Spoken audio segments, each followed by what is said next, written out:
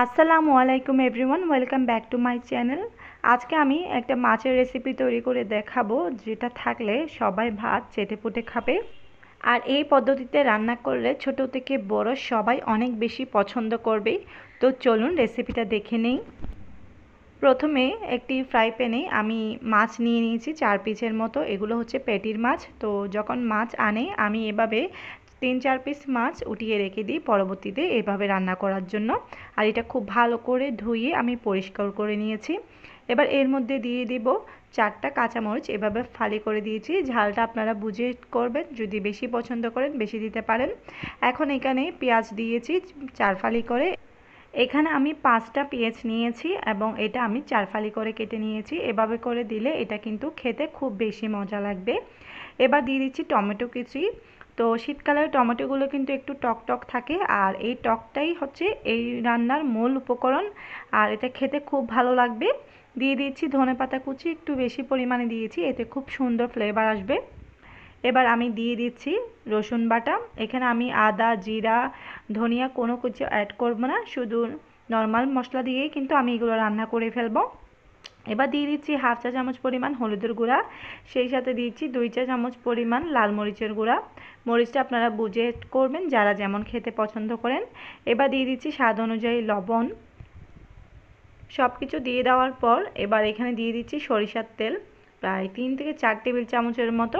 তো এখানে অবশ্যই সরিষার তেল অ্যাড করতে হবে আর এটার মূল উপকরণ হলোই সরিষার তেল। তো একসাথে সব কিছু খুব ভালো করে মাখিয়ে নিতে হবে, এমনভাবে মাখাতে হবে যাতে সব জায়গায় খুব ভালোভাবে মিশে যায়। তো দেখতেই পাচ্ছেন এটা এখনই দেখতে কতটা লোভনীয় লাগছে, আর রান্না করার পর তো অনেক বেশি লোভনীয় লাগবে।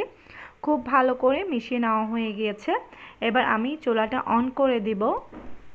চুলাটা অন করে দিয়ে কিছুক্ষণ আমি কষিয়ে নিব, আর এটা খুব ভালো করে নেড়েচেড়ে মিশিয়ে দিচ্ছি। প্রথম পর্যায়ে যেহেতু মিশিয়ে নিচ্ছি, লাস্টে কিন্তু মিশানো যাবে না এভাবে, কারণ মাছ ভেঙে যেতে পারে, তাই প্রথম দিকেই নেড়েচেড়ে মিশিয়ে নিচ্ছি।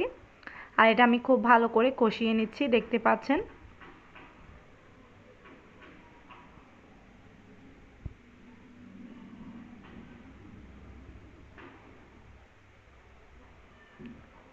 তো এরই মধ্যে কিন্তু আমার কষানো হয়ে গিয়েছে, আর তেলটাও উপরে উঠে এসেছে। আর এই পর্যায়ে আমি কিছুটা পানি অ্যাড করব। এখানে আমি 1/2 কাপ পরিমাণ পানি অ্যাড করেছি, খুব বেশি পানি অ্যাড করব না, যেহেতু মাছটা প্রথমেই কিন্তু আমি কষিয়ে নিয়েছি, আর তাই এটা খুব তাড়াতাড়ি সেদ্ধ হয়ে যাবে, খুব বেশি সময় লাগবে না। জাস্ট মশলাটা রান্না হওয়ার জন্য আমি ঢাকনা দিয়ে দিচ্ছি। আর প্রায় 6 থেকে 7 মিনিট পর্যন্ত এটা আমি রান্না করে নিয়েছি ঢাকনা দিয়ে, দেখতেই পাচ্ছেন। আর এটা আমি হাতের সাহায্যে নেড়ে দিচ্ছি, কারণ এই মুহূর্তে চামচ ব্যবহার করলে দেখা যাবে মাছগুলো ভেঙে যাচ্ছে। সবশেষে আমি এখানে ধনেপাতা কুচি দিয়ে দিচ্ছি। অবশ্যই খুব ভালোভাবে কষিয়ে তারপর রান্না করতে হবে, তাহলে ফ্লেভারটা খুব বেশি ভালো আসবে। এবার ঢাকনা দিয়ে দিচ্ছি 2 মিনিটের জন্য, যাতে করে ধনেপাতার ফ্লেভারটা খুব ভালোভাবে এর মধ্যে ঢুকে যায়। 2 মিনিট পর ঢাকনাটা তুলে নিচ্ছি। দেখতেই পাচ্ছেন দেখতে কতটা লোভনীয় হয়েছে। আশা রাখছি আমার আজকের এই রেসিপি আপনাদের কাছে খুব ভালো লেগেছে। রেসিপিটা যদি ভালো লেগে থাকে please like, share and comment করতে ভুলবেন না। সবাই অনেক বেশি ভালো থাকবেন, আমার জন্য দোয়া করবেন। আল্লাহ হাফেজ।